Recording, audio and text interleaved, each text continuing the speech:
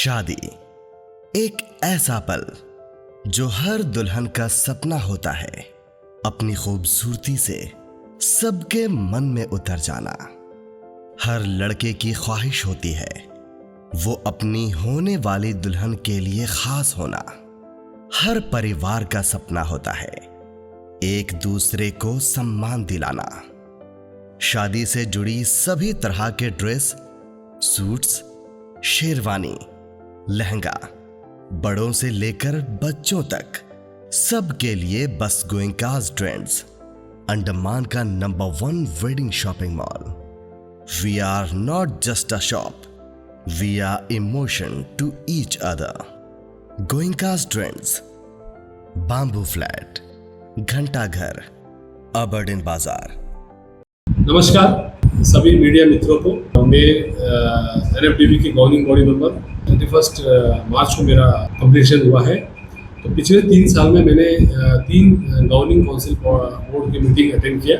जिसमें आइलैंड के विभिन्न मुद्दे पर वहाँ पर चर्चा किया और चर्चा के साथ कई सारा इम्प्लीमेंटेशन भी दिख रहा है उसमें।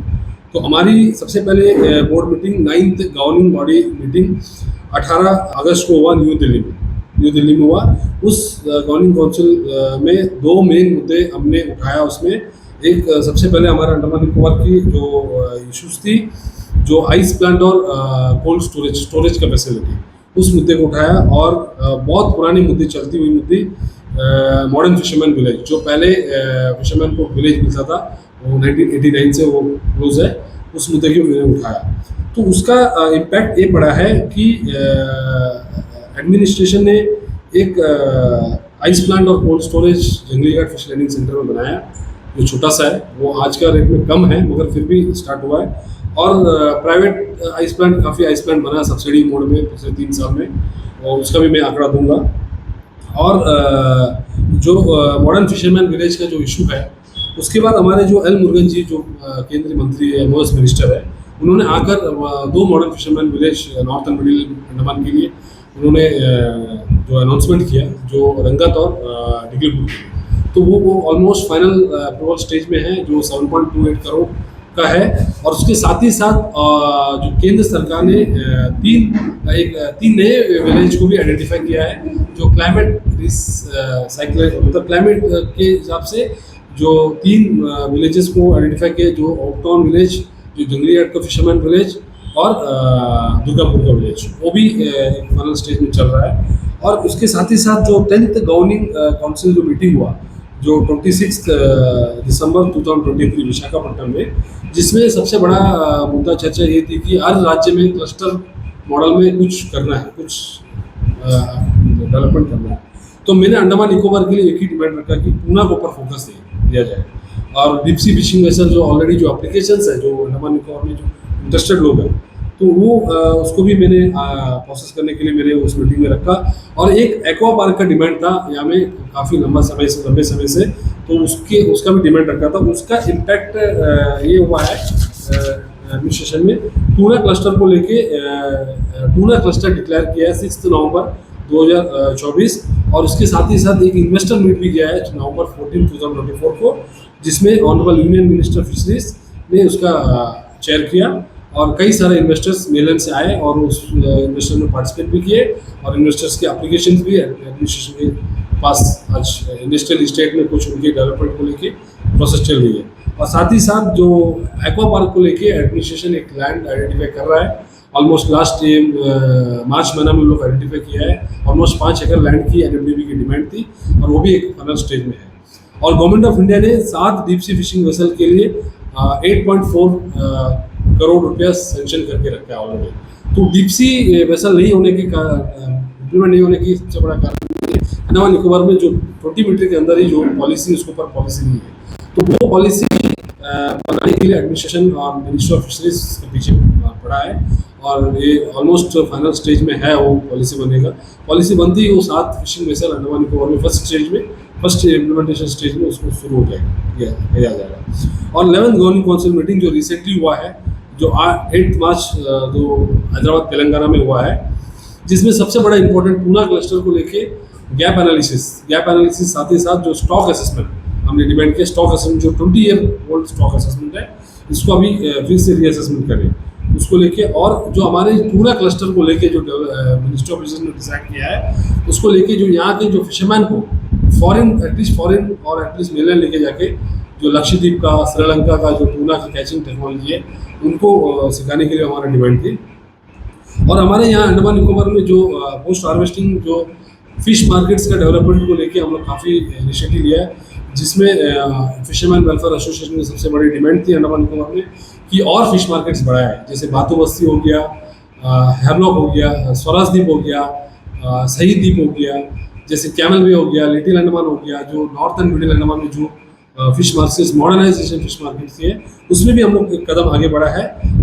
उस इशू को भी उठाया है। और साथ ही साथ जो पुराने जो फिशिंग बोट्स हैं, जो मोटराइज बोट्स हैं, जो ट्रेडिशनल क्राफ्ट है, उसको भी एक स्कीम बना के जो जिसको ओल्ड जो फिशिंग बोट्स हैं उनको जिस तरीके से रिनोवेशन स्कीम का भी PMSY में डिमांड था, उसको भी मैंने रखा है। और डी फ्रीज और आइस बॉल जो यूटी प्लान में जो चलता था उसको ऑलमोस्ट यूटी प्लान में क्लोज कर दिया, उसको PMS स्कीम में लाने के लिए हमने उनकी बात रखा। और साथ ही साथ जो हमारे जो अंडमान निकोबार में ट्रांसपोंडर 2400 ट्रांसपोंडर जो एडमिनिस्ट्रेशन डिमांड किया है, जो हमारा फिशरमैन का रिक्वेस्ट से बहुत जल्दी ट्रांसपोंडर भी हमारा अंडमान फिशरमैन को मिल जाएगा। एक GPS टेक्नोलॉजी है ट्रांसपोंडर, आपकी फिशिंग बोट कहाँ पे फिशिंग कर रहा है, कहाँ पे आपका साइक्लोन में जो हम लोग रुके हैं उसको लाने के लिए भी एक टेक्नोलॉजी है। और जो मैंने बताया था कि 3 फिशिंग विलेजेस जो मॉडर्न फिशिंग विलेजेस जो डिमांड था वो ऑलमोस्ट फाइनल स्टेज में, वो भी फिर से मैंने डिमांड रखा है। इसका इम्पैक्ट लास्ट 1 मंथ में एक अच्छा इम्पैक्ट मिला है, जिसमें जो स्कीम है जो पुराना जो फिशिंग बोट्स को लेके मॉडर्नाइजेशन, वो स्कीम भी ऑलमोस्ट हम लोग मीटिंग में फाइनलाइज कर दिया है। 5 लाख का कुछ स्कीम है और ministry of fisheries government of India उसको हर स्टेट को डायरेक्शन देगा। और साथ ही साथ सबसे बड़ा एक अचीवमेंट है इस मार्च में 4.95 करोड़ में जो मॉडर्न फिश मार्केट बातू बस्ती जो ऑलमोस्ट फाइनेंशियल अप्रूवल मिल चुका है। इसमें सबसे ज़्यादा मेहनत हमारे जो फिशरमैन वेलफेयर एसोसिएशन और फिशरीज डिपार्टमेंट और जो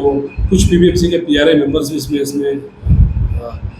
हेल्प किया है। और फिशरमैन वेलफेयर एसोसिएशन का भी काफ़ी इसमें संघर्ष रहा है कि मार्केट में एक फिश मार्केट बने बातू बस्ती में। ऑलमोस्ट 4.95 करोड़ रुपये में 17 मार्च में इसका एक ऑर्डर निकला है, तो 4.95 करोड़ में फिश मार्केट बनाने के लिए, तो वो भी हो गया। और काफ़ी और फिश मार्केट्स के लिए हम लोग को डिमांड है, वो ऑलमोस्ट हम लोग डिमांड में है। तो नेक्स्ट जो सेशन में वो अप्रैल और नेक्स्ट 2025-26 में और भी काफ़ी फिश मार्केट्स होगा। और नेशनल फिशरी डेवलपमेंट बोर्ड की ओर से पिछले 3 साल में काफ़ी काम हुआ। आप लोग ने मीडिया की तरफ से आप लोग ने काफ़ी कवर किया है। करीब 20 various NFDB sponsored training programme हम लोग अंडमान निकोबार में किया है। वेरियस जो सेंट्रल इंस्टीट्यूट के साथ, जैसे FSI हो गया, सिफनेट हो गया, कैरी हो गया, कई सारे इंस्टीट्यूट्स हैं जो नेशनल फूड टेक्नोलॉजी इंस्टीट्यूट्स है, नेफेड हो गया, ऐसे इंस्टीट्यूट के साथ हम लोग करीब 20 तरह का ट्रेनिंग प्रोग्राम किया है, जिसमें and holding, tuna and holding, value addition हो गया, टूना ऑन बोर्ड ट्रेनिंग हो गया, पोटेंशियल फिश जोन्स का हो गया, रिटेल मार्केटिंग को फूड सेफ्टी डिपार्टमेंट से फिश वैल्यू एडिशंस को लेके, फिर मड क्रैब और जो सेम फार्मिंग हो गया, फिर FPO फॉर्मेशन का नॉर्थन मिल में एक FPO फॉर्मेशन फाइनल स्टेज में है, और नेशनल स्पेस डे को लेके अवेयरनेस प्रोग्राम हुआ, फिर मैरिंग ऑर्नामेंटल ब्रीडिंग का हो गया, फिर आपको फिर सेकंड स्टेज में वैल्यू एडिशन के ऊपर ट्रेनिंग किया,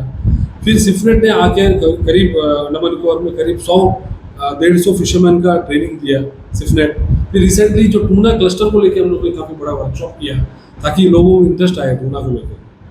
इस तरह का हम लोग किया। और बहुत बड़ा मेजर अचीवमेंट ये है हमारा अंडमान निकोबार में, हमने सागर परिक्रमा का प्रोग्राम मई 2023 में जो जिसमें ऑनरेबल यूनियन फिशरी मिनिस्टर उनका अध्यक्षता में मीटिंग हुआ, उसमें किसान क्रेडिट कार्ड करीब 600 लोगों को किसान क्रेडिट कार्ड डिस्ट्रीब्यूट किया। और किसान क्रेडिट कार्ड में जो Andaman Nicobar state cooperative bank ने इसमें काफ़ी योगदान दिया, इसमें बाकी बैंक ने भी किया, मगर स्टेट कोऑपरेटिव बैंक ने काफ़ी इसमें मतलब काफ़ी लोगों को देने के लिए एप्लीकेशंस को अप्रूव किया जो स्टेट कोऑपरेटिव बैंक। और इन्वेस्टर मीट हुआ, उसको भी अभी इन्वेस्टर मीट का ऑलमोस्ट हम लोग इन्वेस्टर लोगों को लाने के लिए, और